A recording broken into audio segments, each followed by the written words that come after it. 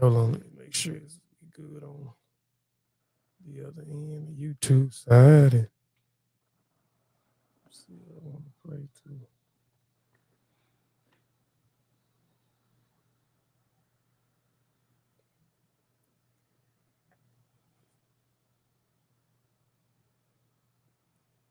Hold on, y'all. Give me 1 second, y'all.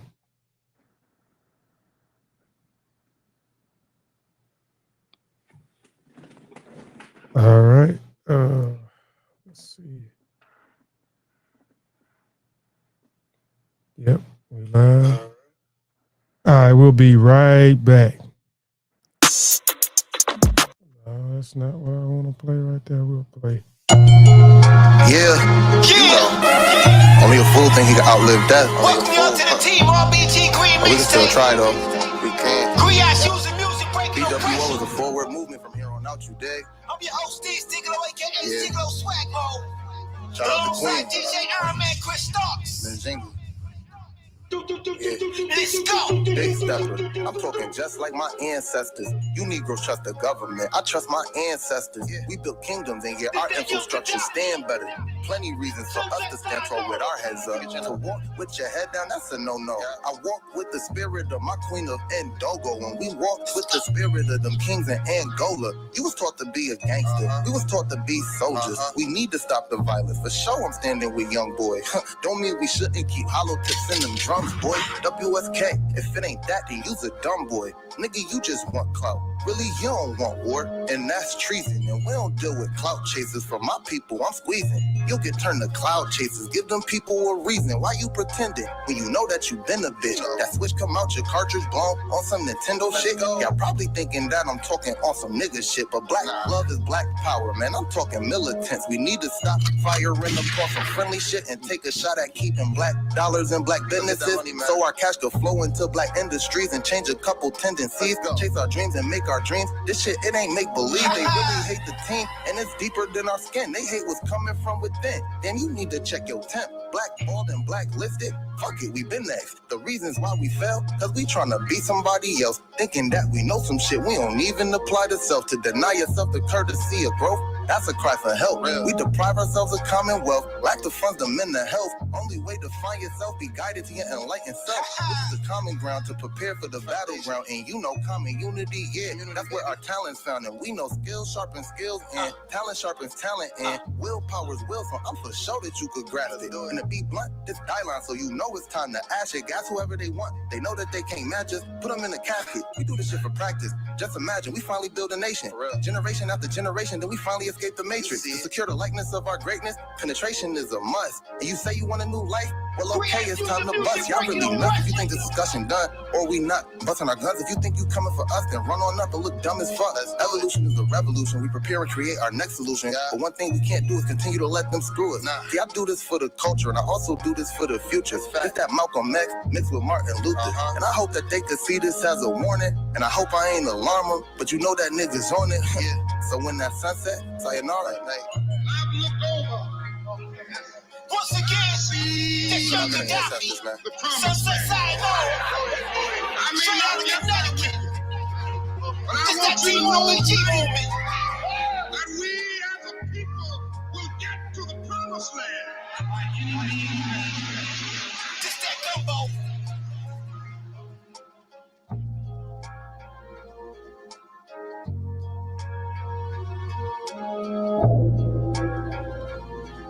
All right. Welcome back to the Warrior Scholar Podcast. I am your host, Kofi Piesie, and we have a special guest in the building today. Brother, could you please briefly introduce yourself for those who may not know who you are? Okay, greetings, brothers and sisters. My name is Suraj O T Odekunle, and I'm the founding member of the Man in the Mirror project, and I am a Black mental health advocate standing against systemic racism, which has an impact on our Black men and the Black family. All right. So y'all know before we get started with the interview, I always have to go through these generic definitions and my perspective of what a warrior scholar is, right? So the word warrior is a warrior, soldier, combative, one who wages war. A warrior is a person who engaged in experience in warfare broadly, a person engaged in some struggle or conflict. A scholar is a person who attends a school or he studies under a teacher, a pupil, a person who has done advanced studies in special fields, a learned person, a holder of scholarship, a person who studies a subject in great detail, especially at a university. Now, when you combine both of those words, a warrior and a scholar, you get warrior scholar. So, from my perspective, what is a warrior scholar? It is someone who is well studied and waging war against mistruths, pseudoisms, and willing to stand on a battlefield against institutions and platform that promotes that. A warrior scholar is someone who is on a mission for the truth, for accurate and sound information. A warrior scholar is one who is disciplined, good characters, morals, and willing to fight back against those who use information dangerously. That is what a warrior scholar is. And today's guest is definitely a warrior scholar in his own right. So, since this is the Warrior Scholar Show, can you name a few of your warrior scholars? Yeah, I could name a few of them. One of them is Dr. Amos Wilson. To me, he's a warrior scholar, and is extremely credible with his wealth of knowledge when it comes to the the psychological mind of our people, as a black psychologist. So I would salute Dr. Amos Wilson, who's a powerhouse, in our community. So we give thanks to him and his legacy. Another warrior scholar, I would say, would be Baba Baruti. I had the pleasure of meeting him overseas, and for me, he is definitely a Baba what reflects manhood. When it comes to manhood, that's Baba Baruti is the definition of that. So we pay homage and salute Baba Baruti, who is still with us, which is beautiful. So we give thanks to Baba Baruti. Another warrior scholar I would say is Fela Kuti. Fela Kuti, Griot. Fela Kuti is a renowned African figure, who's uplifted us and empowered us through his music, which has impacted us worldwide, and has also given the brothers and sisters on the continent of Africa that strength to rise, as a people. So he's definitely a warrior as well. And there's a number of them. Dr. Hendrik Clark, our elder, definitely a warrior scholar. Asantwa Shakur, the list goes on. No.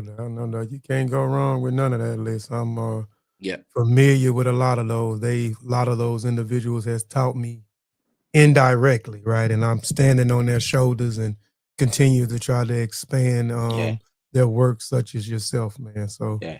And not to forget Dr. Khalid Muhammad. Dr. Khalid Muhammad. I don't want to forget him. I don't want to be not to forget Dr. Khalid Muhammad. Just for his courage and strength to just stand on his square, and stand up against systemic racism and oppression. So we have to give thanks to Dr. Khalid Muhammad. Yes, sir. Your name, can you tell us what your name means and what connection to West Africa it has, if so? Okay, so my roots are Nigerian, Yoruba. So I'm from the Yoruba tribe, Yoruba family. My name, obviously, I've got four names, which is Suraj Otoboyega Tukumba Odekunle. Now, Suraj uh, is common within the Muslim community and is Arabic. So it was given to me. These names were given to me at birth, and Suraj has two meanings to it. One's the ray of light, the sun, and the second meaning is the king. So those are the two meanings Siraj has. Obviously in Yoruba, sometimes the name could be pronounced different. It could be Siraju, but as I keep telling a number of my Nigerian brothers and sisters, that weren't the name given to me on the passport. It was like Siraj, so I had to run with that. Oloboyega means wealth is risen, or wealth is increased, um, which is obviously just for reflecting. For me, when it comes to wealth, that's not just, when people hear wealth, they're obviously thinking of the financial aspect, but when it comes to wealth, we're talking about how it's empowered us spiritually as well. So it's got more of a spiritual significance to the name. So that's what Oloboyega means. Tukumbo means child. They normally name someone Tukumbo when they're born overseas. So that's like child born overseas. I don't want to get into the other meaning for it, because obviously I don't want to keep things positive. On that note, for those who know, obviously the meaning for Tukumbo, but obviously Tukumbo is normally given to a child that's born overseas. And Odekunle means hunters are plenty. Hunters are plenty in the family. So all of those names definitely carry its weight. And just been appreciative of these names which were given to me. I wasn't as I was younger, I didn't I remember my parents used to carry my passport, so I wasn't given my passport until a certain age and so forth. So I wasn't. What was crazy is my parents only exposed just told me about my first name and my last name. My middle names I wasn't even aware of until I got to like probably my 20s. So I only started using them when I came into the community, in the African Center community. That's when I started using those middle names and really feeling a pride with those middle names, because obviously on a lot of my documentation I only had my first name and last name. My middle names weren't often used, unless it was a specifics, like my birth certificate and stuff like that, or my passport. So I started to use those names more when I came into the African Center community. Okay. Okay, man. I appreciate that, man. Yeah, I always want a lot of people that come on the platform, they have these names. So I always want them to break down the meanings of their names, because names are very important in our culture. You know what I'm saying? When you're Pan-Africanist and your roots are in Africa, those names are very important. So I appreciate you breaking those names down for us, man. And I'm also you said connection is in Yoruba. I'm also have my roots are well, it's in Nigeria, but it's not particularly with the Yoruba people, but it's with the Igbo people that's in Mm. Nigeria as well, on my father's side, and on my mother's side it's in Ghana with the Akan people who practice the Akumi system. But yeah, that's my connection for as Africa. Um, in your experience, how do culturally expectations from both Nigeria and British society influence the mental health journey of black men? That's interesting. In regards to, okay, are you talking about those who are born in United Kingdom, or are you talking about those who came over from Nigeria?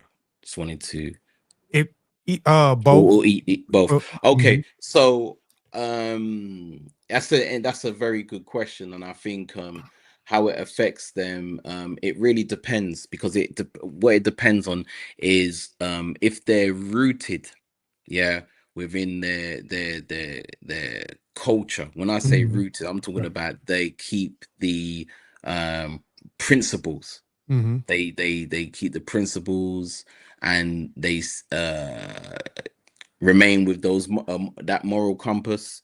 Um, a lot of the when it comes to black men, they're still able to navigate, I guess. They're still able to function,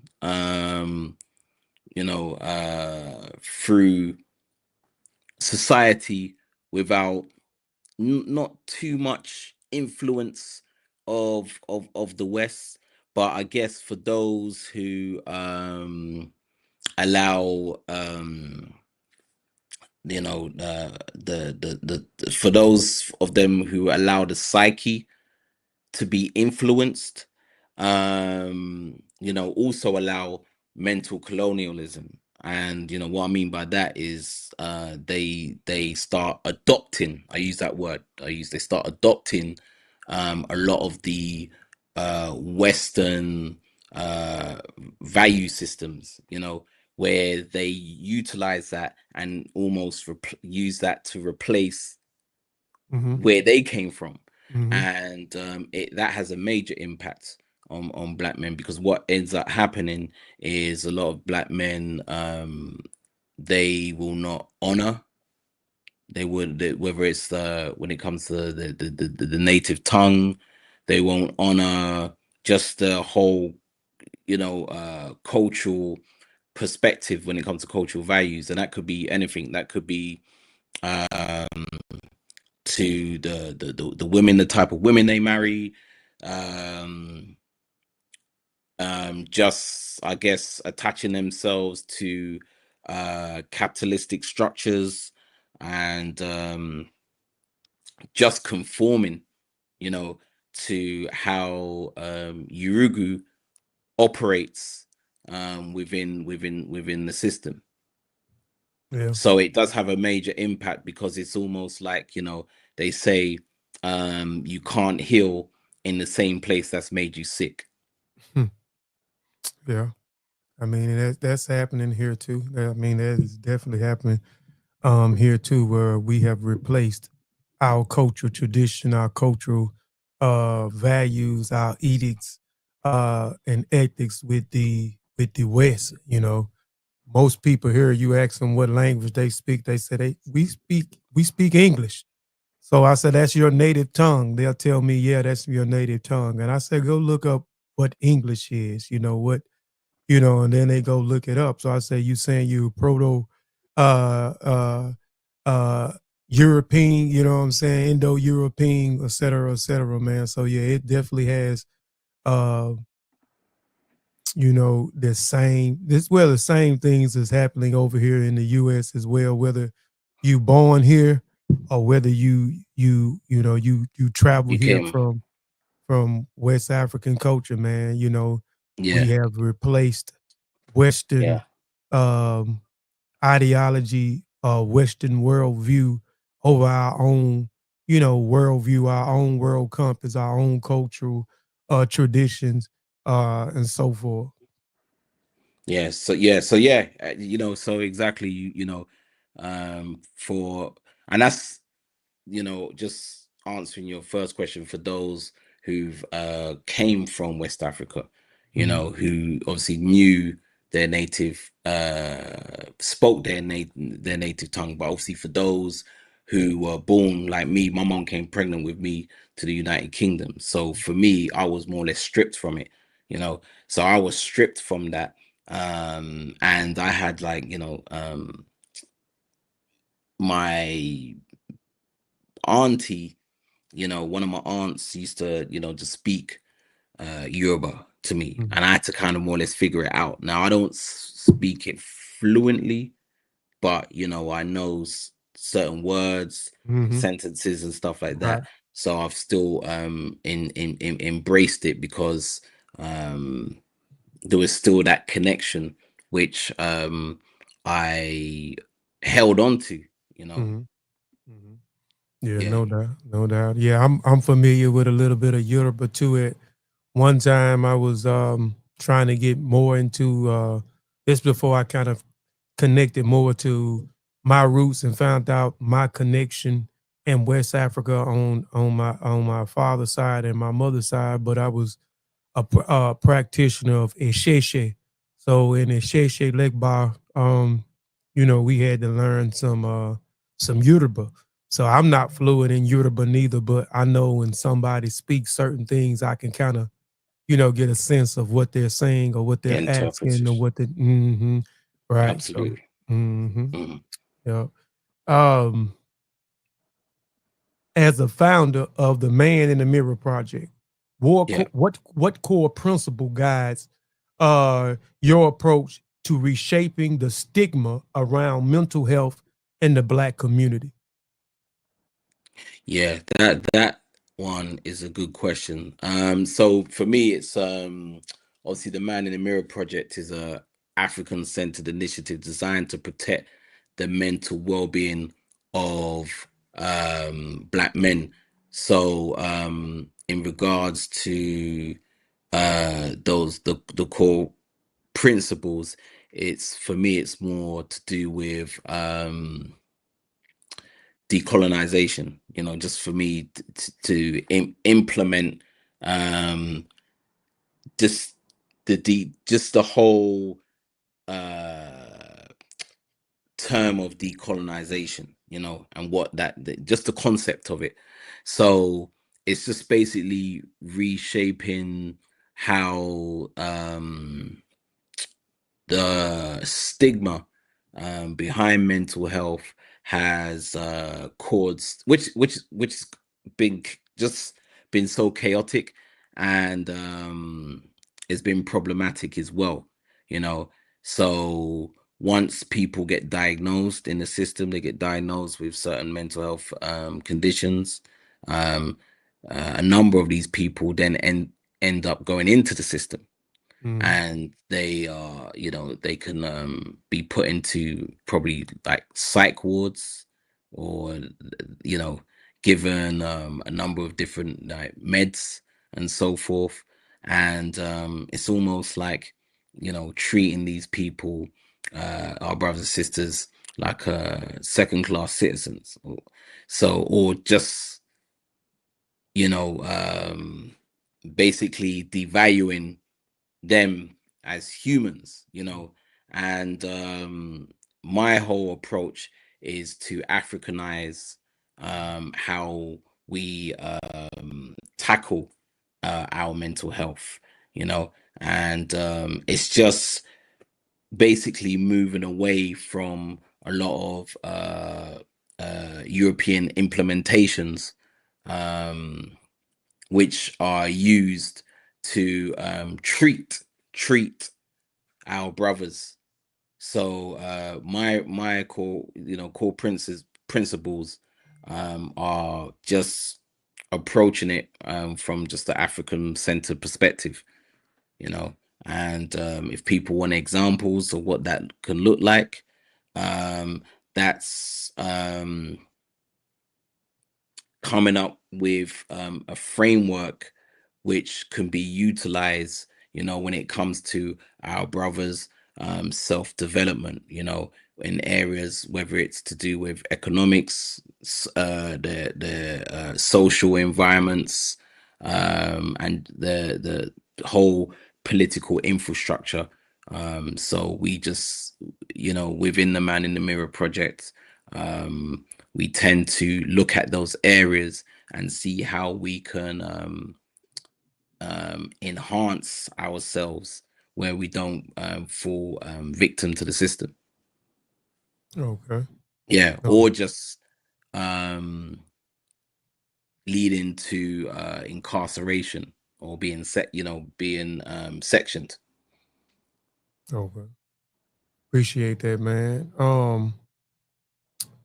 Your up and coming book, The Identity Crisis of a Nigerian Boy Born in Britain, seems deeply personal. What inspires you to write it, and what do you hope the readers will take away from it?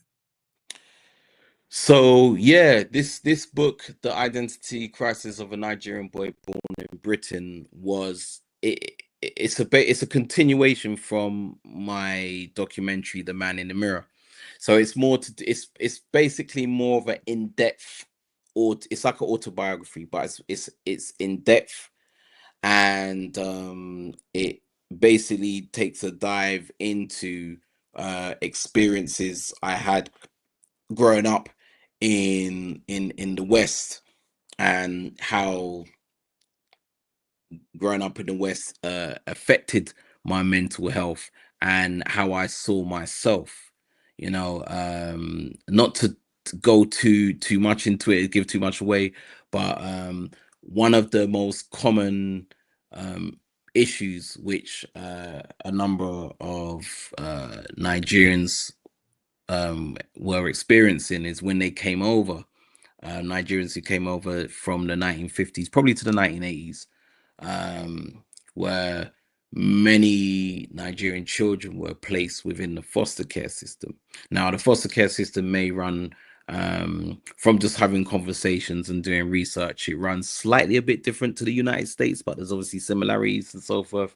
But a lot of the foster children who came from West Africa were placed in suburban areas with these Caucasians. Yeah, there's a term which is we use called farming, which I know a few people may be familiar of, which is not so much detached from slavery, but obviously an upgraded system of systemic racism and oppression. And a lot of these children were placed in these with these foster families or foster homes, where the parent would I guess go into the education, Western education, or find jobs, and have an expectation of that child progressing within that system, not realizing that once you've taken that child away from the nest, that child is left unprotected, especially when you leave them with people that don't look like you. So that's what what creates the identity crisis, because a number of the children end up staying there for long periods of time. I was in the foster care system for 5 years, so it had it had a deep effect on me, where I was starting to see myself as one of them, because I didn't know better, because I was put there at a very young age, so the purpose of the book is, I know there's been a couple of stories out there of certain West Africans who've had similar experiences, but I wanted to continue that work, being African centered. I wanted to continue that work as a black man, to also use this experience to educate our brothers and sisters globally, because there is an issue. There's a major issue, and there's a major threat and onslaught against our people. And if we ain't being educated as well as equipped with the tools, then these issues will continue to be reoccurring patterns, and which which leaves ourselves vulnerable, and would have a knock-on effect, a domino effect on the next generation. Yeah, man.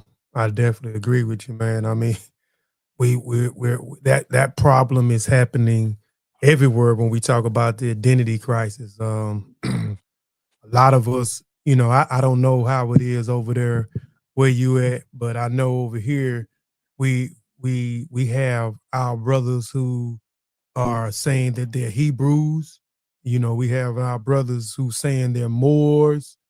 We have our brothers who saying they're Native, and brothers and sisters who saying they are Native Americans. They everything but African.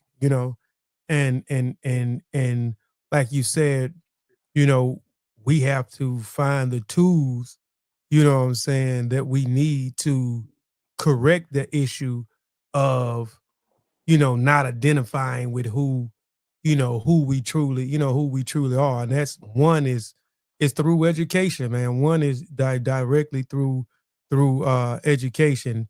We know in Africa as well as over here, but particularly in Africa, let's just say particularly in Africa, even we talk about colonization. We know that the missionaries, the Christian missionaries, they went into the interior of West Africa. They went to the interior of Central Africa. They went into the interior of East Africa, and you know they replaced their culture, experiences, and value. They replaced their native tongue. They re-educated them on their perspective, their way. This is the standard. What you're doing is the devil. This is demonic.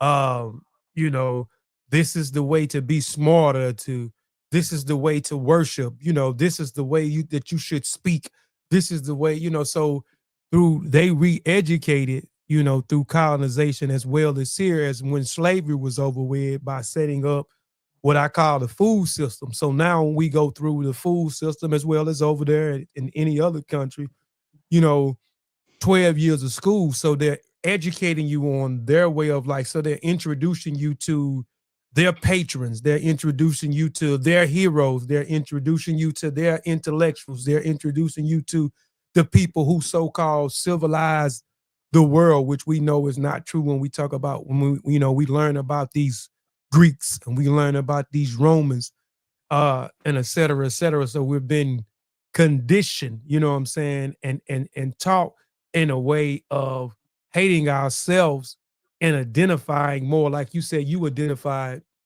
through going through them, you start identifying yourself as one of those. And that was through the education and the things that they presented in front of your eyes, and the lessons that they taught you. So, that's definitely a problem, man.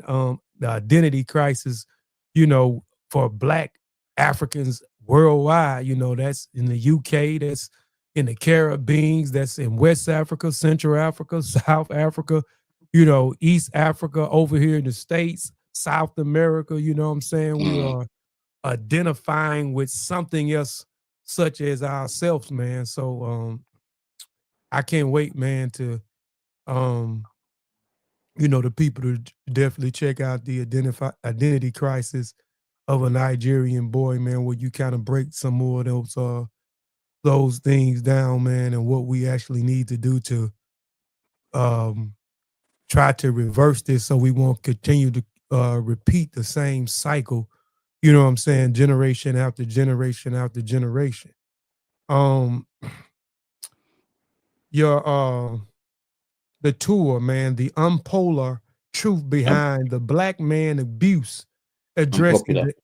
I mean, my bad. That said Unpolar. I'm sorry. The Unpopular. Cool, brother. Because it's a typo in there bro. when I typed it up, and I meant to correct No it. But problem. That's fine, my brother. yeah, the tour. well. But yeah, I appreciate it. The tour, The Unpopular Truth Behind the Black Man Abuse, addresses the impact of systematic racism and oppression on mental health. What key messages do you want your audience in New York, Atlanta, Dallas, and Philadelphia, Philly, to leave with? I want the message I wanting my brothers and sisters in the United States to leave with is it doesn't just stop at a lecture. of me feeding information. It continues with actually having a think tank. Yeah. Utilizing that think tank as a way to network and come together in regards to bringing key individuals with certain experiences, whether it's in psychology, housing, whatever it is, you know, to come together to continue to build upon a framework, and just utilizing these individuals to help the wider community and the Black family in need, you know, and also for our brothers to be educated on what it looks like, you know, because a lot of our brothers don't, you know, we are taught to suppress our emotions, you know, especially when you've grown up and you've come from a you've grown up in a certain generation with parents who were extremely strict, you know, especially when it comes to our fathers and stuff, and you know, being shown not to you know, not to cry, you know, to be a man, just with all of these kind of, I don't want to use the word toxic too much, but I would say issues which lead to self-destruction, and also issues which later on create arrested development, you know. So for me, it's more or less, you know, getting our brothers and also our sisters to see that it's not an issue what just lies with the sisters, because I know, and this doesn't take away from the sisters and what they go through, but it's also to share not just my story coming into this, who's experienced this firsthand, but also just to educate us on the different threats, you know, which cover all these areas which affect us within society, you know, whether it's our social condition, our economical condition, political condition, and also spiritual condition, you know, most importantly. So it's about educating our people, and it's also continuing the work by providing a solution. Yeah, most definitely, man. And the togetherness, man. That's, you know, that sounds so simple, man. Is us, you know, working together, man. And a lot of us, we have so many different templates from the past that we can follow, but we don't follow though. Like Marcus Garvey and the UNIA, those individuals, they came together, even though they had differences. And what I mean by differences is, it's, and I'm speaking like from here, a lot of us, we have so many different differences where we don't want to work together, and that is from a religious standpoint. Some Christians don't want to stand with the Muslims. Some Muslims don't want to stand with the Christians. Some Hebrew Israelites don't want to stand, you know what I'm saying, with the Christians, nor the, you know, nor the Muslims, you know what I'm saying. Moors don't want to stand with the Pan-Africanists. Pan-Africanists don't want to stand with the Christians nor the Muslims. So we have we are going through the same plights when the police, we got police killing us at an all-time high. You know, poverty is still at an all-time high. Miseducation is still at an all-time high. You know, so many different things they're trying to script us with when it comes to our political rights and how we can voice our opinions. So we have so many things in common, but we let the our religious practices stop us from coming together to create these think tanks, you know what I'm saying, to come up with solutions to fix the common problems that we all have. We all have the same problems, but we let the religious aspect stop us from coming together to sit down at a table. But we have certain templates from the past, and I'm using Marcus Garvey and the UNIA as an example, because you had people who were Christians and you had people who were also Muslims that was in there, and also people who were atheists, but they all put their differences aside for one common goal, because they understood that we all are going through the same thing no matter what we practice in the confines. It's okay to practice that in the confines of your own home, but let's come together as a people and sit down, plan, and strategize and work so we can try to, you know what I'm saying, alleviate and remove some of the suffering, some of the pains, and elevate us in a way that we see fit for us to be elevated, you know what I'm saying, in the States or wherever you at. So I just see, you know, that has always been a problem for us, man, is trying to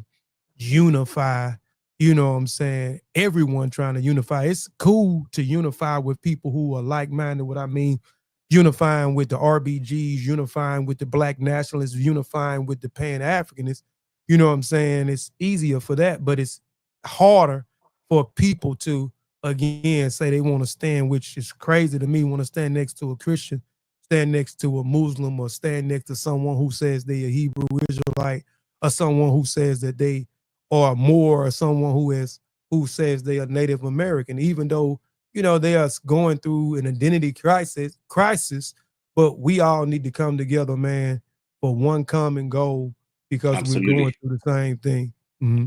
Absolutely. I think one of the issues I've found, you know, I've been in the community now, I would say probably about going on 15 years, I would say. Just under 15 years, maybe 14 years. But been active for 12 years. I think a few of the issues I've encountered is there's either people who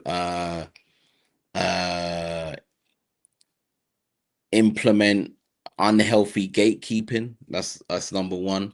Gatekeeping, which is problematic. I also have experienced ego, and that's just some common, you know, ego, people which thrive of being center of attention. You know, people just thrive of being the center of attention, which feels necessary. It's all about them.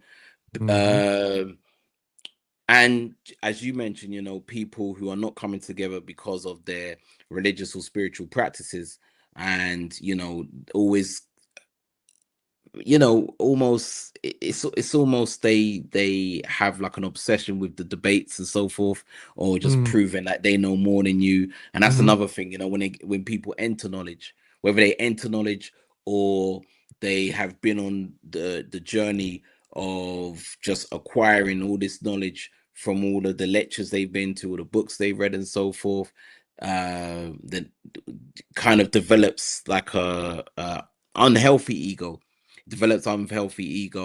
and people always feel the need that they need to be loud in order for them to get their point across, or always feeling that they need to debate or prove that they know more than you and so forth, or try to, you know, be condescending. So that's what I've found out in it, and I've learned a lot of lessons just going forward, you know, which just puts me more in a meditative space of just kind of just like how the, you know, people from the 5% the nation of gods and earth, where they just, you know, to do the knowledge, you know, then. So for me, I'm just, you know, I just kind of kick back, and I observe, and also like to learn more, because I'm in this, you know, I like to be in my own lane, you know, and I think that's another issue we're having, brother Kofi. Not a lot of people are not comfortable in being in their own lane, and they like to cross over other lanes which they don't have the experience in, and rather than telling people that they don't know, You understand what I'm saying? It's they feel the need to mask that up, you know, because they feel if I present this knowledge in such a way, I'm going to be respected, you know. So everybody, there's a lot of people which are still struggling to express certain vulnerabilities, you know, in a healthy manner. Mm-hmm. Yeah, most definitely. And that's a big turnoff for me. You know, I've been in the community for a long time too, even though I disassociated myself with the conscious community, or what I like to call the online community. Um, because of those various things, no one is trying to really come together and build. No one is trying to change our circumstances. It has become a place where I want to little boy you, I want to little son you. You know what I'm saying? I want to let Yeah, you know that it's absolutely. more than me. I want to show you I can argue, you know what I'm saying, and beat you in an argument, because those ain't debates, these are arguments. And, you know, I want to show you how I can insult your whole and family because I don't agree with what you're saying. That's a big turnoff. And this stuff is just a continuous cycle. And like you say, you've been in it for like 15 years. Me, myself, you know, even been in those circles and with some of those people that you probably have seen in the conscious community. I know a lot of those people and met a lot of those individuals, and those individuals, man, are not who they say they are, and they're not trying to uplift, you know what I'm saying, the community and change their communities and the community's worldwide circumstances. So, Yeah. but Yeah, and I appreciate you, brother, even off your energy alone, and you know how we connected. And you know, I was saying I was on a show earlier with one or two brothers and sisters. I've got I've got good rapport with, you know, and I call them big brother, big sister, but I know they, you know, they heavily support FBA, and I know there's been a bit of a situation with that and so forth. But as I said to them, you know, when with me, I'm like, educate me, you know, because I ain't gonna I used to be that person, very passionate coming into the community, and it doesn't necessarily mean that the people who came into the community, because there's people who've been in the community longer than us, who are still not dropped their ego and stuff like that. But me as a Nigerian, because I know when it comes to the stigma of how Nigerians even treat some brothers and sisters of the States, I get that a lot, you know, I understand that Nigerians get a lot of slack. Even me, born over here, you know, I don't have a strong Nigerian accent. So even a lot of Nigerians don't even see me as being like, you know, Nigerian and so forth. But I'm more stand for African liberation more than all of those Nigerians. You understand what I'm saying? So you know, it's kind of crazy that we still behave in this animalistic, just this kind of crazy combative think you know it all mindset. And every time we stay on that path, then it takes our eye away from the ball and what we're supposed to be doing. yes, sir, most definitely, man. As in your work, man, with the PRU and the youth intervention, what Yeah. patterns have you observed regarding the early onset of mental health struggles in young Black boys? Okay, so yeah, this I used to work in PRUs, which are referred to as pupil referral units. I've done this some years ago, and also I used to work in the public school system myself quite a while ago. And I think one of the patterns is the obvious one of you know, seeing how these institutions function, you know, which is you know, uh not far attached from the prison pipeline, and That's just true. how you know, just how they implement a lot of I would say a lot of strategies, because it's them being strategic. So it's how they're implementing their strategies to single out these young black boys and put them in a position where they believe that there is no future for them, and also put them in a position where they feel, okay, you know what, the only way out of this is inclusion. You know, I used to work in these facilities, and they used to have like the detention rooms, and um, uh, every other day you would see the same child, same black boy in a detention room, and they would basically feed off like vampires. I don't know call them, I don't know if they were the head of faculty, or the people who were managing it. They would feed off the single parent situation, where a lot of these young boys um are were trying to stay afloat in a single parent household, where the dad is no longer around, or the mom and the dad, they split up and everything's chaotic and so forth. So because of that lack of guidance, and not seeing a prominent father figure, um it definitely it was just it was like seeing a ticking time bomb every time and so forth. So it was definitely a challenge. Obviously, when I was doing this work, it was rewarding, but it was a challenge, because when a young black boy doesn't believe in themselves, why would they believe in you? That's a That's a fact. question. Why if they don't believe in themselves, Mhm. why would they believe in you?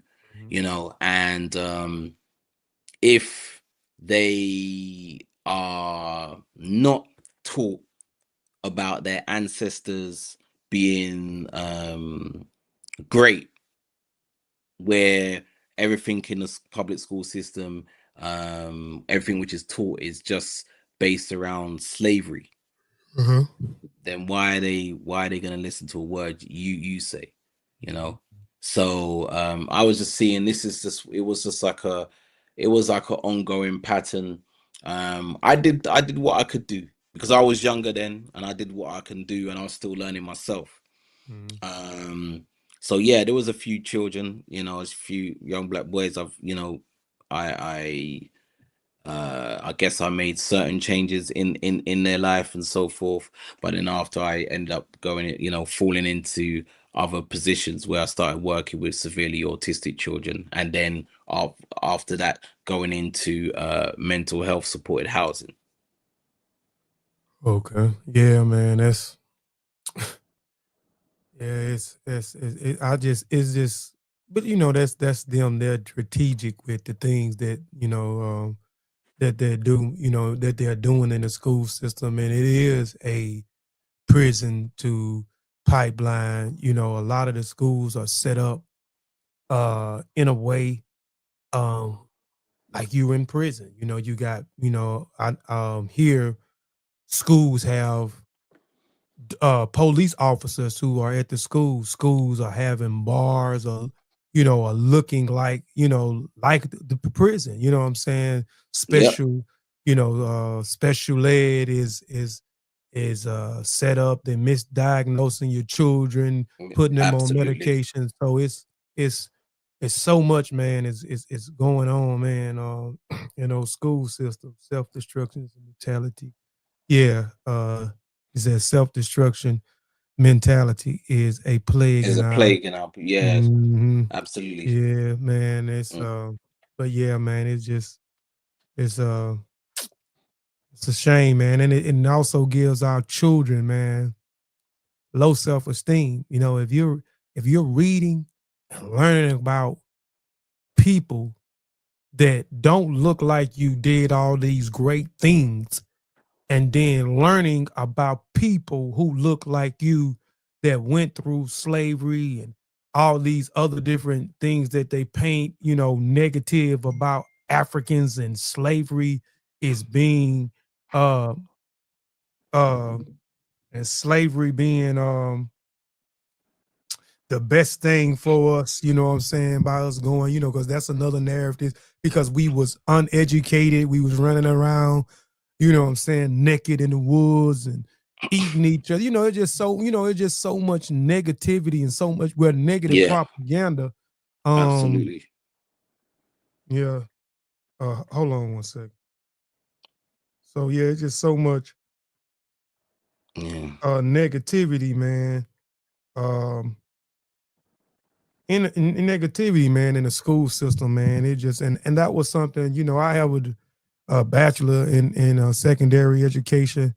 I actually wanted to teach at a university. I was gonna go back to school and get my master's and then get my PhD, but you know, things changed. I met a woman Change. and then things just changed. I really feel like I could be doing more for my community instead of going inside the system that really didn't want me in the system, and I was gonna have to conform to, you know, teaching, you know, in the way Uh, that they wanted me to teach, you know what I'm saying, by them disseminating uh, the curriculum, and this is what I'm supposed to be teaching off their verses than teaching what, you know, our children should be, you know what I'm saying?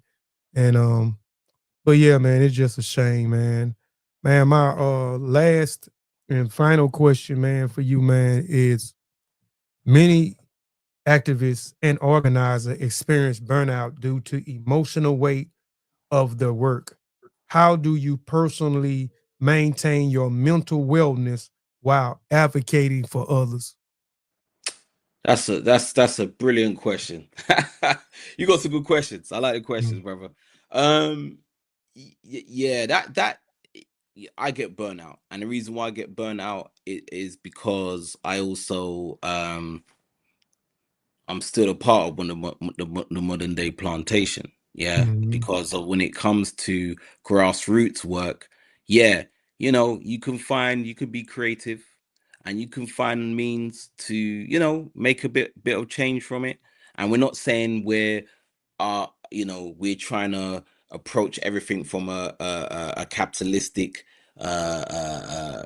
state of being, because we live in a capitalistic society, so we mhm. still have to, you know, utilize what we can, you know, That's when it right. comes to certain products and services. But for me, there's a few things. There's not just one thing for me, if I'm going to be honest. I think one of the main things is there's a couple of things. Traveling is one thing. Traveling is traveling for me is like therapy, especially when I fly abroad. um it is therapy because it kind of takes me to different dimensions. It takes me to a different space of just seeing how brothers and sisters are living in their own environments and so forth. And it might, you know, I see a lot of scenery and you meet new people. And for me, I can find inspiration in various different things, you know. It's not like, especially if I use the US for example, when I come out there, you know, people who are homeless can just speak to you, and they might just say something to you which Mhm. for me just can make your day, you Mm. know. Yep. And it's always been a blessing. So therapy is one thing. I mean, sorry, travel therapy is one thing.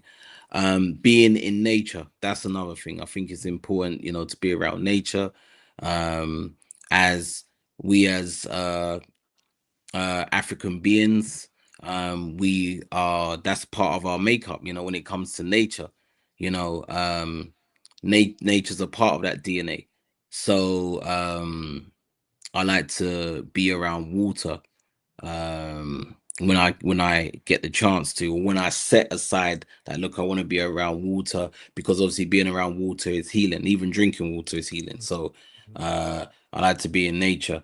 So that's why when I come to the States, if I'm coming to down south, you know, it reminds me if I'm going to Africa when I'm going down south, because you know there's a lot of greenery.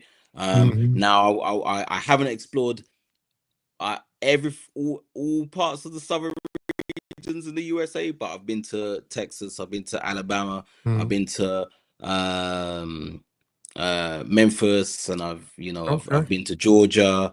Well, Yeah, so I've probably been to 4 or 5 yeah. states in and it's just been a blessing being able to see that greenery and so forth. So and there's a number of things like meditation is one thing as well. Just to clear the mind, speaking with your ancestors, Mm-hmm. um uh uh my partner I speak with and stuff like that. So there's a number of different things which I have to indulge in order for me to feel, just kind of loosen the baggage, because that's what it is really. When some of us feel deflated or whatever, it's almost like it's like carrying a whole heap of baggage. So it's just about kind of slowly unpacking that by even something like listening to jazz music, Mm-hmm. or whatever, just stuff to keep your mind off things, or just, and I think one of the I would say one of the things which we used to do, as you know, I know you my big brother and stuff like that, but one of the things we used to do, if you remember back in the old day, the olden days, is just how we congregate, like just how we just meet up, get Mm-hmm. together and Right. you know maybe cook a food or whatever we're gonna do, man, watch a movie and so forth. And I feel Mm-hmm. that now we're in this era, we're now in the 21st century, and we're in the digital era. Right. A lot of that is for certain people it's lost. It's a lost, Mm-hmm. um I would say it's like a lost art. Mm-hmm. So nowadays more people are so preoccupied, whether they have to go to work.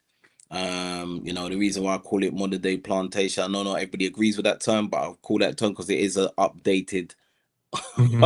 updated system, I agree. which kind of keeps us on the hamster wheel. Yeah, I agree. So, Mm-hmm. so when we have all of this, and all the responsibilities we have, where we have to maintain, yeah, every single time they introduce more new taxes, yeah, or there's inflation, rises and stuff like that, we have to hustle harder, you Mm-hmm. know because not Yep. every because not when we're not always accustomed to hustling smarter. Mm-hmm. So Yeah. yeah, so those are the things that those are just a few of the things I do, you know Okay.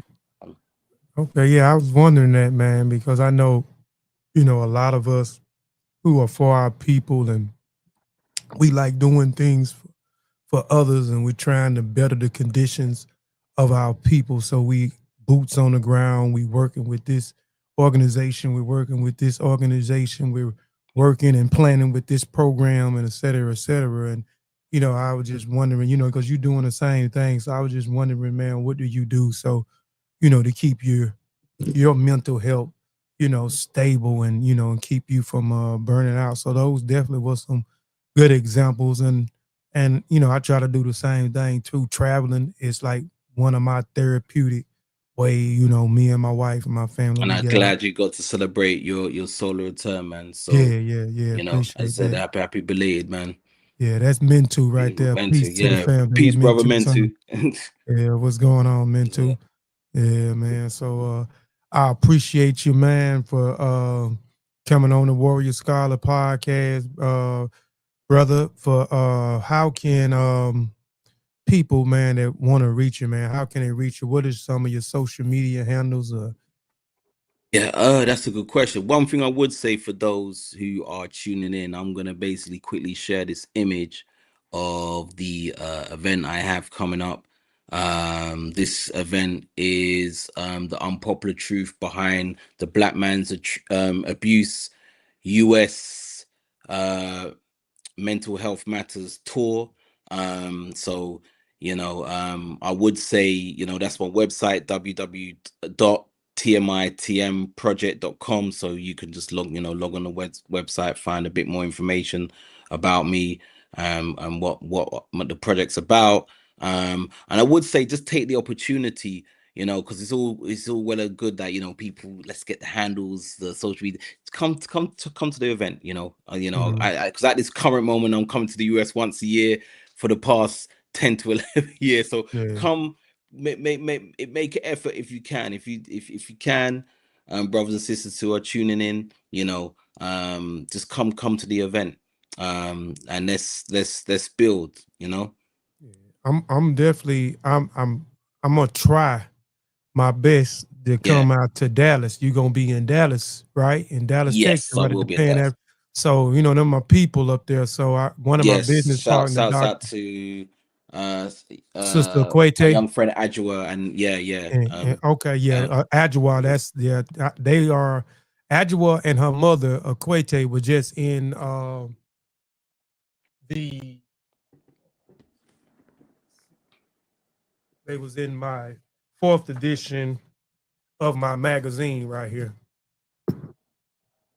If you hold on, let me see if you can see it. There go. That's Adjua and her mother. That's can you see it?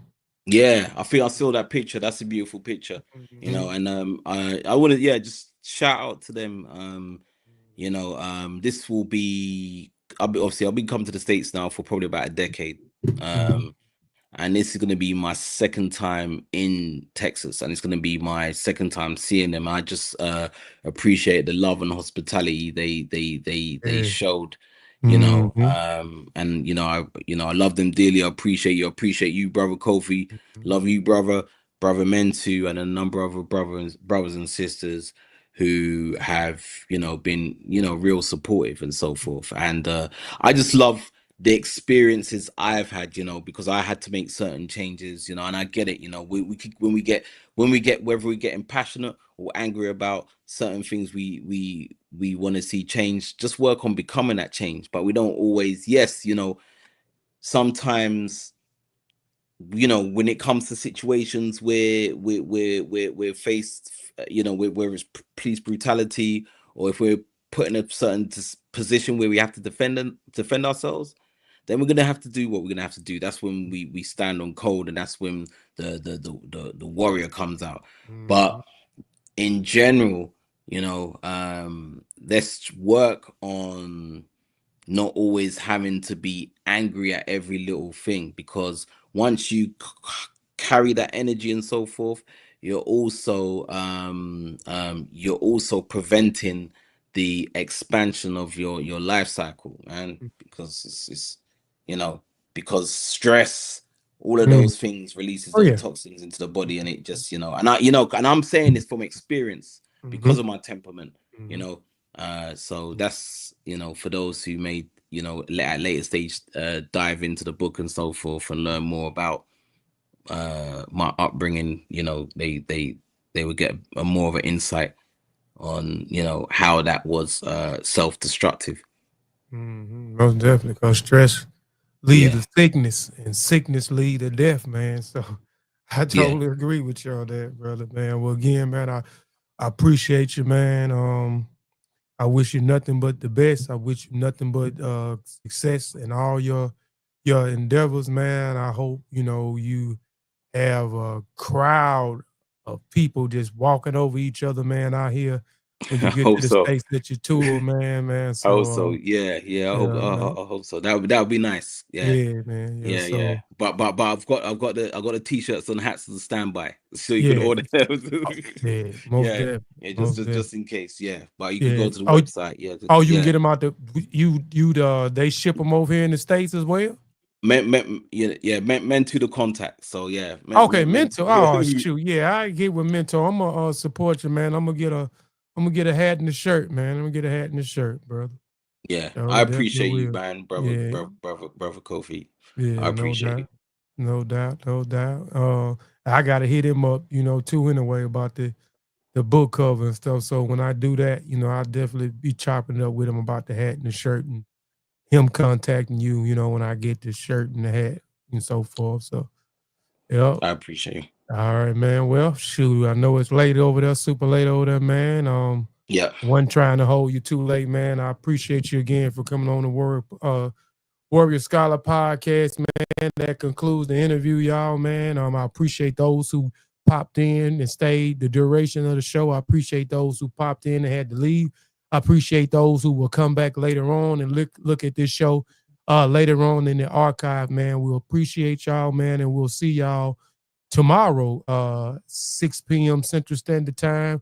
We'll be back on here with my business partner, Shanathan Palador. He has a new book that he's reading. The Bounce Back Season is the name of his new book. So we'll be talking about his new book, what the bounce back season mean, what failure look like, what overcoming and achieving also look like. So we out of here, man, and we'll see y'all tomorrow, man. Peace and power. Hotep.